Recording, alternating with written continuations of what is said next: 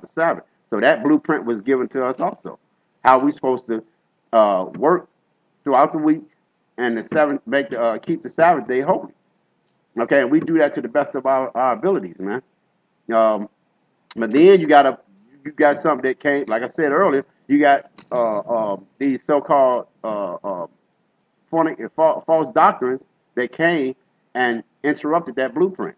Now they think that like I said, the blueprint can't change. If when we went to go get that scalpel, if one of those measurements is off, by a foot or two, when we erect that scalpel, guess what? I'm not going to be able to tuck point that little area because it's not going to fit. It's the plank that I lay there is not going to fit. Okay, so when that blueprint is off, man, everything is off. All right, so they teaching now. This came later on, man. That the Sabbath was Saturday sundown, Friday sundown to Saturday sundown. Okay, now anybody with common sense know that we're inheriting slavery, man. The scripture says, man, the turning of things upside down, it should be esteemed as potter's clay. Who turned things upside down? Esau. Okay, so he changed. It also says he changed the times and the dates. Okay, so we know we're not living by the right in our right time, man. They try to come against the elders, man, by the video that they made back in 2000 that the end of that this place is going down in 2000. Okay, but we don't know if we could be in the year 2000 right now. Okay, but that doesn't change anything, man. The time that we're in is we prophesy in part. We can only get the things that's been given to the apostles, man. Okay, and they're our heads. That's who we're following, man. And Yahweh Shah, we follow that blueprint. Okay, all right. But this is what this is concerning, man. The Sabbath. But my point is coming up. All right. He said, "For we have." Slaki, I'm gonna go down. Verse 4. He said, "For he spake in a certain place of the seventh day on this wise, and the power did rest the seventh day for all his from all his work." From all his works. And in this place again, if they shall enter into my rest, seeing therefore it remaineth that some must enter therein, and they too whom it was first preached enter not in because of unbelief. All right, right, because our unbelief, man, is what unbelief, man, is not having a true foundation. Once you get a true foundation, man, and you know these scriptures, that's what, because faith coming by hearing of the word, man. So when you hear this word, man, that's what builds your faith. Then you can start to believe, man. Um, I was reading in Jonah the other day, man, and I hadn't read it in a while, but that thing where polite ass came up to the camp, and when the elders talked about the great fish. Now my son read an article the other day about this lady. It's a short story about this lady that had a boa constrictor. All right, and she was sick or something. Anyway, she had the thing in the bed with her or whatever, and the boa constrictor was sick. Okay, she thought it was sick because she ended up taking it to the vet after about a week or so, and the vet told her that your boy is not sick. He was actually sizing. He was actually he stopped eating because he was actually preparing himself to eat her. So it's a process that they go through where they want to eat something. I guess they go basically go on a fast or whatever they do, and it was preparing to eat her. So that's what she told. She told the lady that. And so when I was reading Jonah, Yahweh Shai said he had prepared a great fish to swallow Jonah. Yahweh Shai prepared the fish, man. So here you got in natural life an animal that was preparing itself to eat a human. And now a boa constrictor can eat a human. Now, we don't know what's in the ocean. Okay, so a great fish, you know what I'm saying? We take that by faith, man. It's not that we, oh wow, really that's impossible. No, that's not impossible, man, because scripture says everything is possible with Yahweh Shai, man. All right? Just a quick story, man. I was thinking about that. But yeah, man, so back to this verse 7. I said again, he limiteth a certain day, saith to David, today after so long a time As it is said, today if ye will hear my voice, harden not your hearts. For if Yahushua had given them rest, then would he not afterward have spoken of another day? There remaineth therefore no rest to the people of the power. He said, there remaineth therefore a rest to the people of the power. Slack. He said, for this is entered unto his rest. He also hath ceased from his own works, as the power did for his. Slack. Let us labor therefore to enter into that rest, lest any man fall there, lest any man fall after that the example of unbelief. All right. So we have to follow the Sabbath, man, as the example has been given. Okay. If you off any little bit, man, that's why the elders push so hard, man. Look, man, only teach what you know about. Don't go out here, man, or trying to wing it, or saying things that you haven't studied, that you haven't went into. This thing is here for you, man. You got countless brothers putting down sit downs about the Hebrew, okay, the Sabbath. The elders has went over that countless times. The book of Revelation. Okay, so this example is countless examples, man. Okay, I got a few more that I want to hit. Oh, this is my best one. Okay, I was talking to a girlfriend of mine the other day. Well, not the other day. I was a couple of days when she's from New York. She moved back to Gary from New York, from not New York, Rochester. So we was talking one time, and I said something regarding fags, gays, and she was like, "Oh my God," I said, "Yeah, man, that's why the Lord that's why these motherfuckers need to be put to death." Oh my God, what you talking about, killing fags? I'm like, I said, killing people, and I said, they ain't people. I said they're abomination to the Lord, man. I said, yes, the Lord is gonna kill them. Where it say that in the Bible? I gave her two scriptures. And she said, well, and when I read the scripture in Exodus, she said it don't say kill. I said, put to death, kill, what it matter? That's the same thing. But she said, yeah, but you said kill. Which she was simple ass woman, man.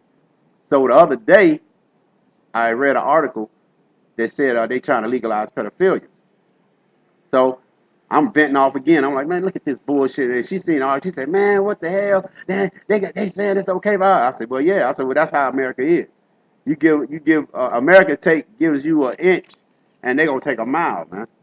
Okay, that goes back to the civil rights thing, man. Civil rights, they gave civil rights to niggas, and niggas thought it meant some type of freedom for them. No, man, civil rights just meant, they gave you civil rights, man, for anything that wasn't white. Okay, it was to give you rights, but it didn't exempt them. So it's giving them rights, and guess what? Now they coming with the pedophilia shit. And so she was trying to talk shit about. I said, well, yeah. I said, well, see, that's why the Lord's law stands, man. If it if the law, if America really uphold these statute laws and commandments, man, I'm not saying it'll be a better place, man, but they're not gonna hold it. But if the Lord's law stands, man, it's gonna be a better place. We're gonna have, we're gonna have, and basically we have that example right now also. Okay, let me get this in Luke, man, 17, man, 17 and 21, because man, you got an example of the kingdom of heaven, man. All right, when we out there preaching on the highways and byways, man, people that see us, ride by and see us, man, they actually see the kingdom, man. All right, this is Luke 17:20. I'm gonna start this 20, 20 and 21. He said, and when he was demanded of the Pharisees, when the kingdom of he said, when the kingdom of the power should come, he answered them and said, the kingdom of the power cometh not with observation, neither shall they say, lo here, lo there. For behold, the kingdom of the power is within you. Okay? So the kingdom of heaven is us being out there on the highways and byways, men of the Lord being out there on the highways and byways. Because those, Lord willing, the elect, Lord willing, our camp is some of the men, and all the brothers out there teaching. Lord willing, they're the men, man. But the elect, that's what they're going to be. They're going to be the judges, man. Okay, so they're getting a glimpse of the kingdom of heaven right there. You know, they don't know it. but they are. And so we have to hold fast to what we have been taught in this thing, man. Okay, so this is this is Jude 1:7. Yahweh Shah gave us example for everything, man. This is Jude 1:7. He said, even as Sodom and Gomorrah and the cities about them, in like manner, giving themselves over to fornication, all right, and going after strange flesh. See, fornication. Why would he say fornication if it was sex before marriage? He would say fornication and then strange flesh. Okay, the strange flesh meaning there was men sleeping with men, women with women. All right, but fornication, man, is other doctrines, philosophies, man. All right, because we're married to Yahweh Shai. Okay, so when you do anything outside of that, man, that's you committing fornication, man. You're committing whoredoms with these other philosophies and doctrines, man. You're committing whoredom. Okay, he said, and going after strange flesh are set forth for an example, suffering the vengeance of eternal fire.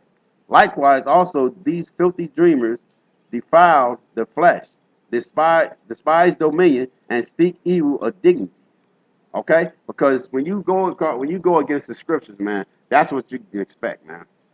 You can expect Yahweh Shah's indignation, man, righteous anger. That's what America is expecting, man. That's what they're going to get.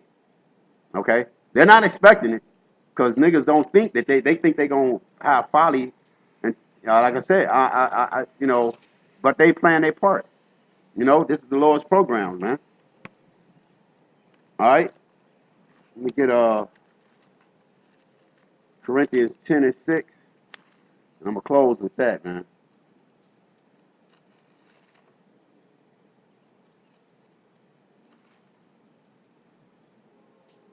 All right, this is Corinthians 10:6.